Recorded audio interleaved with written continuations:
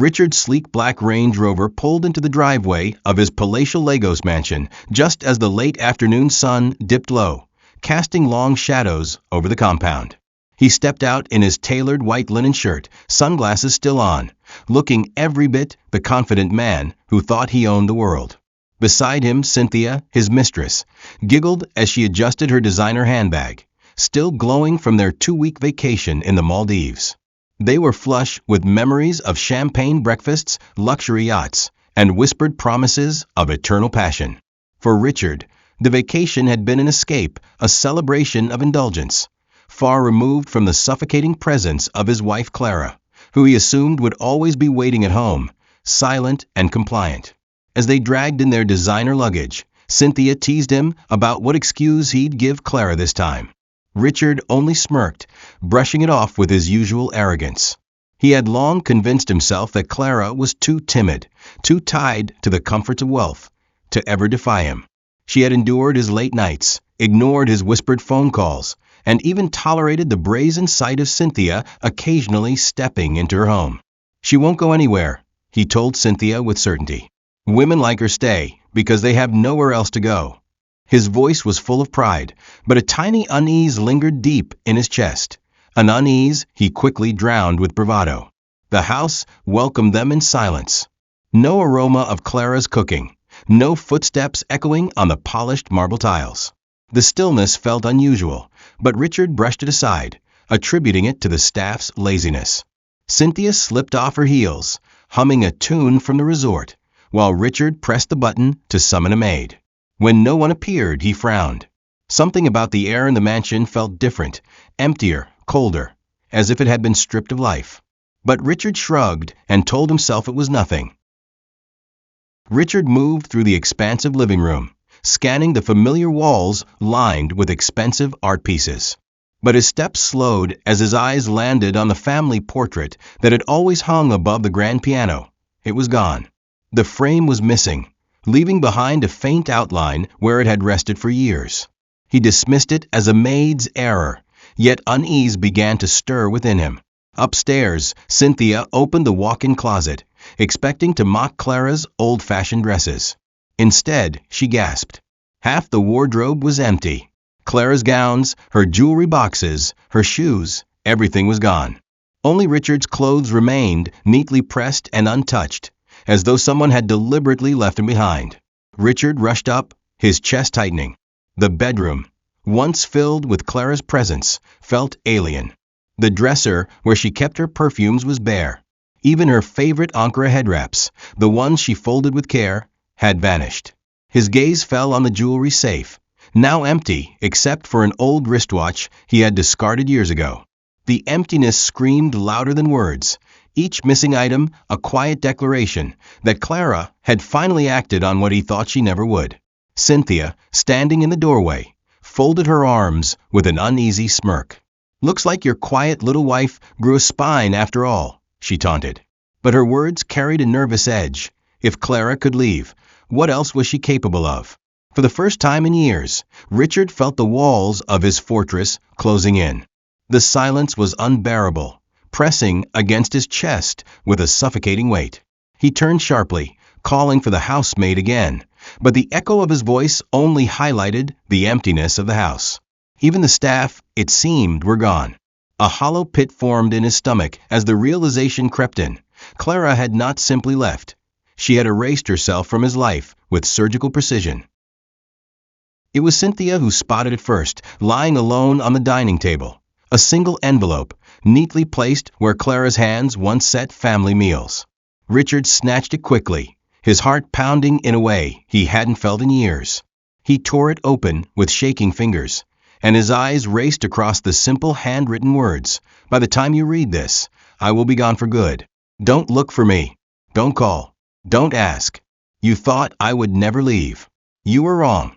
The penmanship was calm, the message short, but it carried the weight of 1,000 unshed tears. Richard sank into the nearest chair, the paper trembling in his grip. His mind scrambled to make sense of it, to reject the reality staring him in the face. This wasn't Clara. She was the one who swallowed humiliation in silence, who looked away when he paraded Cynthia around. She was the one who stayed even when his lies stank up the house. For her to leave, and so decisively, meant she had been planning for a long time. He thought back to the quiet way she had been moving, the way her eyes had stopped meeting his, the way she no longer argued but simply nodded. He had mistaken her silence for surrender, but it had been preparation. Cynthia, standing behind him, rolled her eyes and tossed her hair. Good riddance. She was holding you back anyway, she sneered, trying to sound victorious. But Richard barely heard her. Panic clawed at his chest. If Clara was gone, it wasn't just about losing a wife. It was about losing the order of his world. The note was too final, too cold. It wasn't a threat. It was a declaration.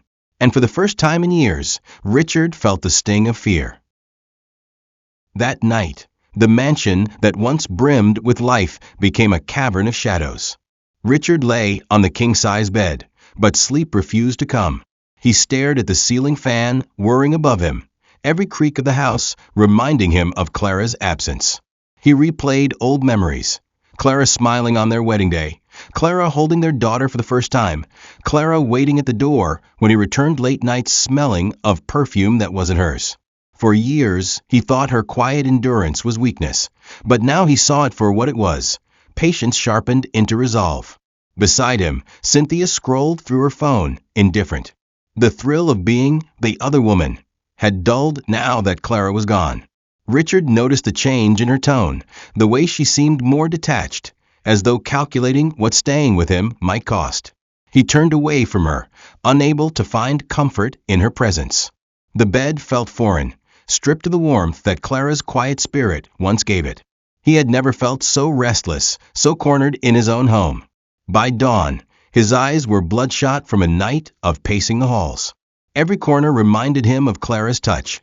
The curtain she chose, the couch she insisted on, the plants she watered faithfully. Now those same things mocked him with her absence. For the first time, Richard felt the empire he built slipping through his fingers, not because of a business deal gone wrong or a financial loss, but because the woman he thought was powerless had walked away without looking back. The next morning, Richard stormed into his study, determined to convince himself Clara's departure was nothing more than a tantrum. He picked up his phone, dialing the bank to check on their joint accounts. His voice was sharp, commanding, the voice of a man used to control.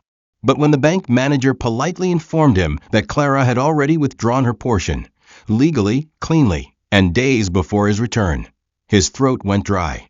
That's impossible, Richard snapped. Run it again. But the numbers were final. She had planned this with precision, moving her share of the wealth without leaving room for objection. Slamming the phone down, Richard's mind spun with disbelief. He had always assumed Clara would remain tethered to his money, that her comfort depended entirely on him. Yet here she was, proving she had more foresight than he imagined. Even Cynthia's mocking laughter couldn't disguise the unease in her eyes. Well, looks like wifey knew how to play the game after all, she said with a bitter chuckle. Richard turned on her sharply, but deep down he knew her words rang true. Clara had played him quietly, patiently, and he hadn't even seen it coming. For the first time in years, Richard felt small. His wealth, which once insulated him from consequences, suddenly seemed fragile.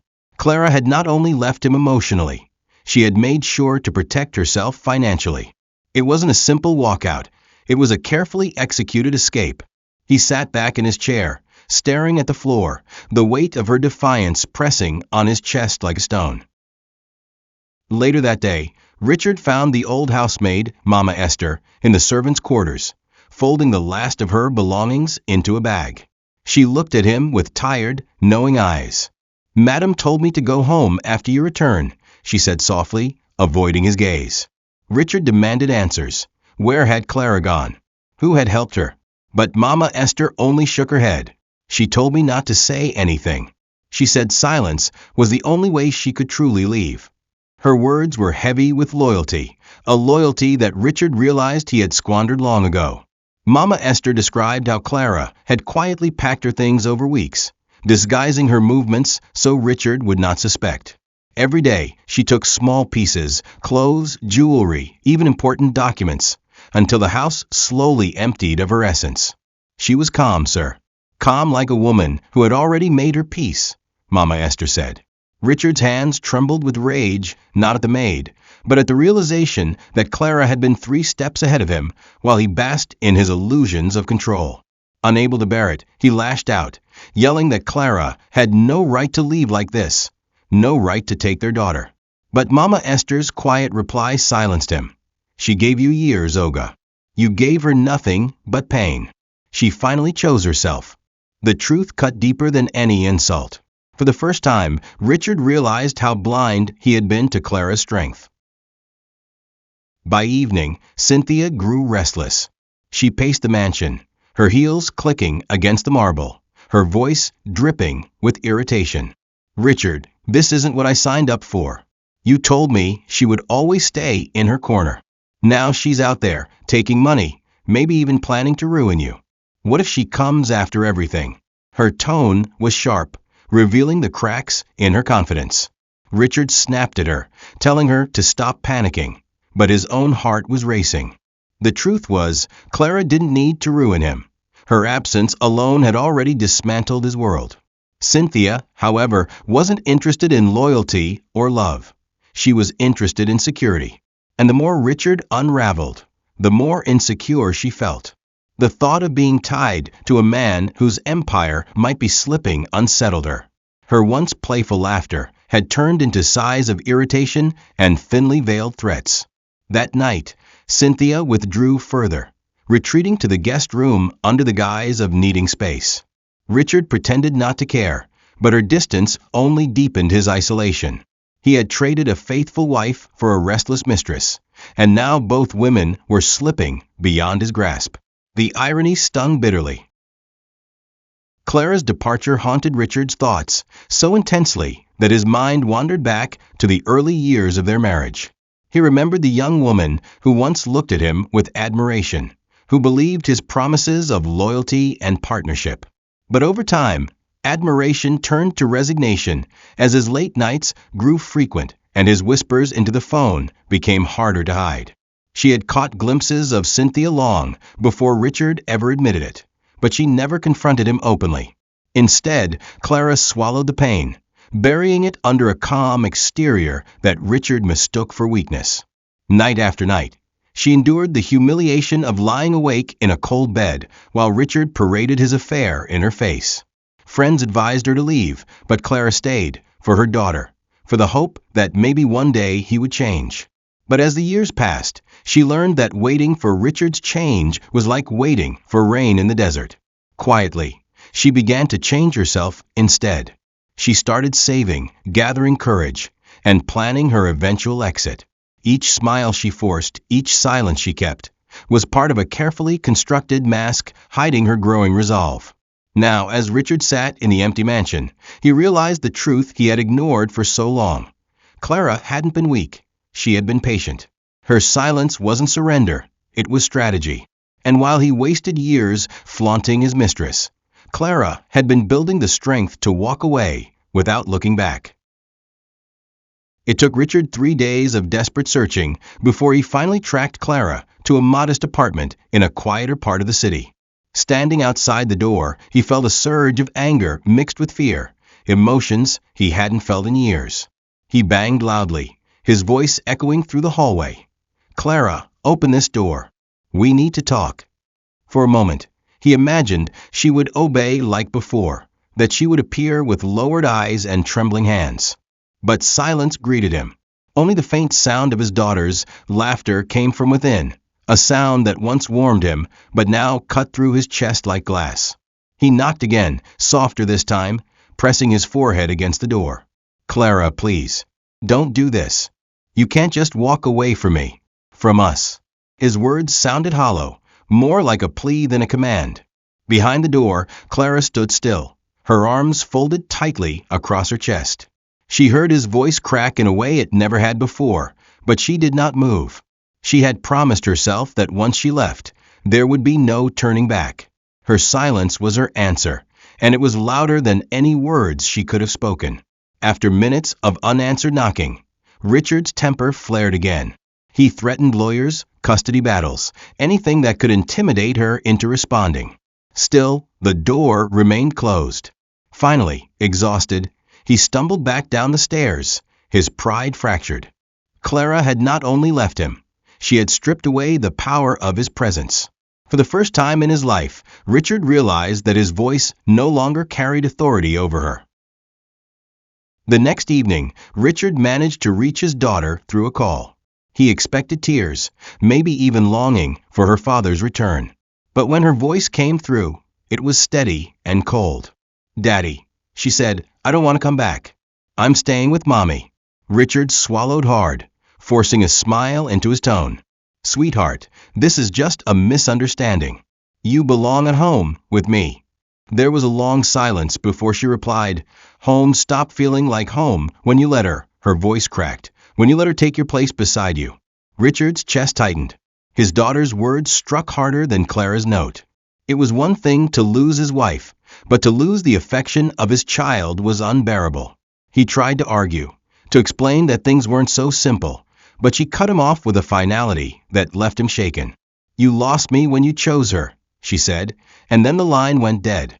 For a long time, Richard sat in his car, the phone still pressed to his ear, the weight of his daughter's rejection ringing louder than silence. Inside the apartment, Clara comforted their daughter, wiping away her tears.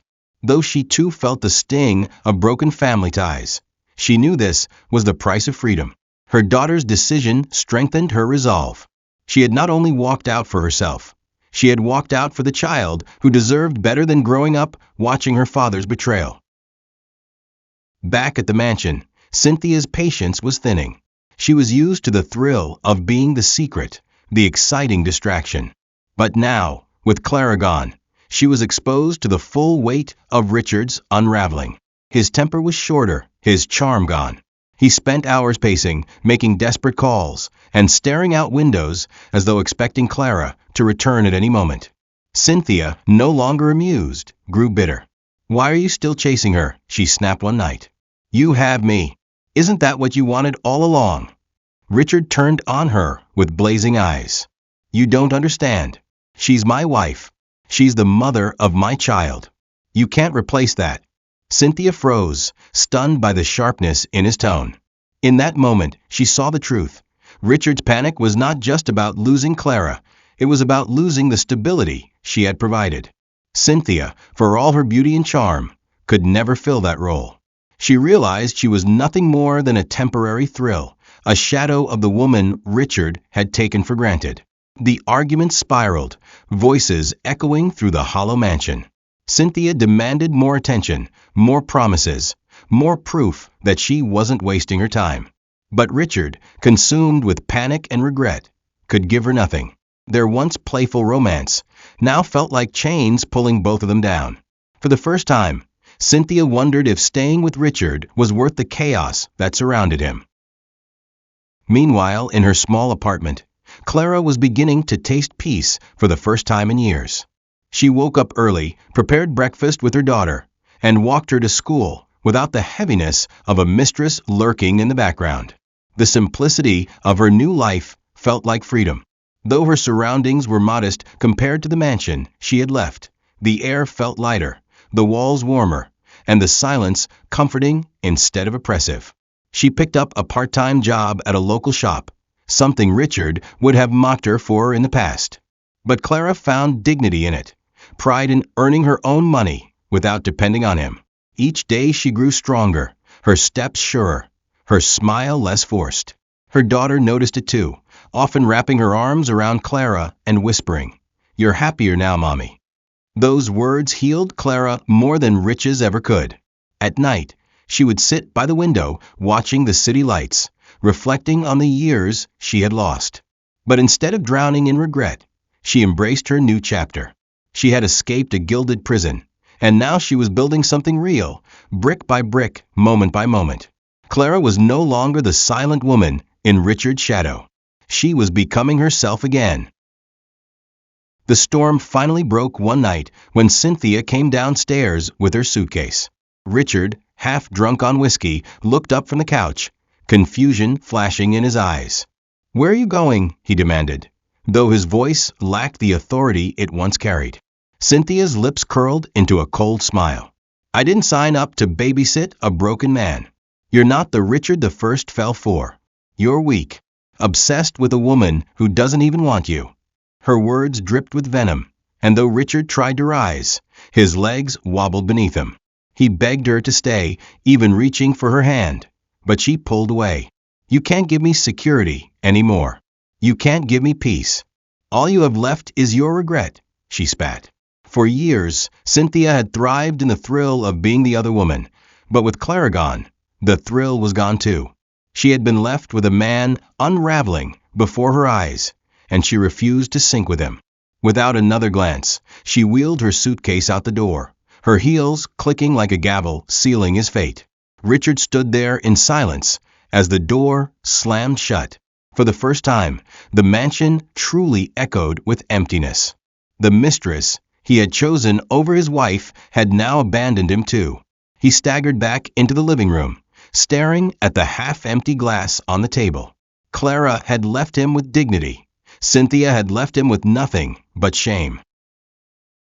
The mansion, once filled with laughter, chatter, and the bustle of staff, now felt like a tomb. Richard wandered from room to room aimlessly, each corner whispering reminders of the life he had destroyed. The grand dining hall, where Clara once hosted family dinners, now sat untouched, the long table covered in dust. The walk-in closet still smelled faintly of her perfume, though the shelves were bare. Every missing item screamed louder than silence, tormenting him with the truth. She was never coming back. He tried to distract himself with work, but even the office couldn't shield him. His phone buzzed with unanswered calls, emails piled up, and meetings felt meaningless. Nothing could erase the emptiness of the house he returned to every night. When he poured himself a drink, the clink of ice in the glass was the only sound in the cavernous space. Even the staff avoided him now, their pitying glances cutting deeper than insults. At night, he would sit in the living room with all the lights on, as if brightness could fill the void. But no amount of light could hide the shadows of his mistakes. The mansion was a prison now, a vast reminder of what he had gained through arrogance and lost through neglect. With each passing week, Richard's grip on himself unraveled further. He drank more heavily, stumbling through the halls with glass in hand, muttering Clara's name. Sometimes he sat outside her locked apartment, begging the air for forgiveness. Other nights, he returned home and hurled objects at the walls, as though breaking things could silence the torment inside him. His once pristine suits grew wrinkled, his face unshaven, his eyes bloodshot. The image of the confident millionaire was gone, replaced by a hollow man spiraling into despair. The loneliness gnawed at him relentlessly. He scrolled through old photos, staring at Clara's smile, wondering how he had ever taken it for granted. Memories of his daughter's laughter haunted him, twisting into reminders of her rejection. The mansion became a museum of his failures, each object tied to a memory of a family he had destroyed. The silence was no longer just silence. It was judgment, echoing with every step he took. Even Cynthia's betrayal replayed in his mind like a cruel echo. He had risked everything for her, and yet when things turned sour, she left without looking back. The realization clawed at him. He had thrown away a diamond for glass, and now even the glass had shattered in his hands. In a final act of desperation, Richard sought Clara again. He waited outside her apartment, leaning against his car, rehearsing words he had never said before. When she finally stepped out one evening with their daughter, he rushed forward, his eyes desperate. "Clara, please, just give me one chance to make this right. I'll change. I swear I'll change." His voice trembled, his pride stripped away. For a moment, Clara looked at him, her expression unreadable. Their daughter clutched her mother's hand tighter, glaring at her father with eyes too young to carry such anger. "Mommy, let's go," she whispered, refusing to even acknowledge him. Clara's silence was louder than any rejection. She turned, guiding their daughter away, her back straight, her step steady. Richard's outstretched hand trembled in the air, begging for a touch that never came. As he watched them disappear into the distance, his knees buckled. For the first time in his life, Richard felt powerless, not because of lost wealth or status, but because the two people who once defined his world no longer saw him as part of theirs. The emptiness of that truth crushed him more than any business failure ever could. Clara's new life was not luxurious, but it was peaceful. Each morning, she woke early, packed her daughter's lunch, and walked her to school. The neighborhood was quieter, simpler, filled with people who minded their own business. Her daughter's laughter returned, brighter than it had been in years, free of the shadows that once lingered over the mansion. Clara learned to stretch every naira wisely, but instead of feeling deprived, she felt proud. For the first time, she controlled her life, her money, and her choices. She picked up part-time work at a small clothing shop. Her boss treated her with respect, her co-workers with warmth. Customers complimented her grace, never knowing the storm she had survived. Clara found herself smiling again, not the forced smiles she had once worn to keep up appearances, but genuine ones. At night, she and her daughter cooked together, sang songs, and sometimes just sat quietly by the window, watching the world go by. Her peace became her crown. She realized she had not only freed herself from Richard's betrayal, but also from the silent prison of her own endurance. She was no longer the woman who swallowed pain in silence. She was the woman who had survived and rebuilt. Meanwhile, Richard's decline deepened. The mansion was now in disarray, clothes strewn on chairs, empty bottles littering tables, dust collecting on expensive furniture. He wandered its halls like a ghost, haunted by memories of Clara's soft voice and his daughter's giggles. He replayed moments in his head, asking himself how he had been so blind, how he could have treated her devotion with such contempt.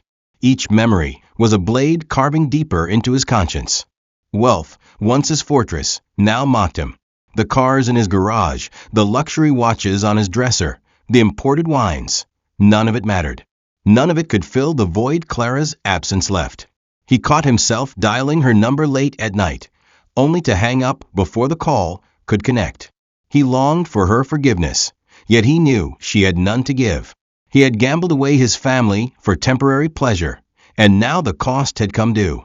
One evening, sitting in the dark, Richard broke down completely. He wept, not the controlled, angry tears of a proud man, but the guttural, desperate sobs of someone who finally realized the weight of what he had lost. The empire he had built meant nothing without the woman who once stood quietly beside him. Just when Richard thought he could sink no lower, Cynthia reappeared. She arrived unannounced, dressed elegantly, her perfume filling the air as if she had never left. She smiled, but it was the cold smile of a woman who smelled opportunity. "I came back because I thought you might need me," she said sweetly, her eyes scanning the house. But beneath her charm was calculation. She wasn't there for love. She wanted money, security, whatever scraps of wealth she could still squeeze from him. Richard, however, was no longer the man she once knew. He stared at her with hollow eyes, too tired to argue. "There's nothing left for you here," he said flatly. Cynthia's smile faltered. She pressed, demanding gifts, money, promises. But Richard only laughed bitterly. "Go. You took what you wanted, and you left. Now even I don't want me. What makes you think I have anything left to give you?" His words were laced with brokenness, but also truth. Cynthia's face hardened. With a scoff, she turned and walked out again, heels clattering against the marble floors. This time, she didn't look back. Richard didn't chase her. He only sank deeper into the couch, realizing she had been nothing more than a mirror of his own greed and emptiness. Weeks later, Richard found himself parked in his car near Clara's new apartment. He didn't approach the door. He just sat, watching from a distance, as Clara walked hand in hand with their daughter. They were laughing, carrying groceries, their faces glowing with a peace he had never given them. Clara looked radiant, stronger than ever, her steps confident. His daughter clung to her with joy, the bond between them unshakable. The sight should have comforted him, but instead it hollowed him out completely. For the first time, Richard understood the full extent of his loss. Clara had not only survived without him, she had thrived. His daughter, once the light of his world, now shone brightest in a place he could not reach. He had become a shadow in their lives, watching happiness from the outside, powerless to reclaim what he had destroyed. As he drove away, tears blurred his vision. The mansion, the wealth, the status, all meaningless now. He had lost the one thing money could never buy back: trust. In the end, Claras stood tall in her newfound freedom, while Richard's empire crumbled into silence. He was left with nothing but regret, his wealth reduced to an empty shell, and his heart to an echo of the family he once thought he owned. Please subscribe and share. Thank you for watching.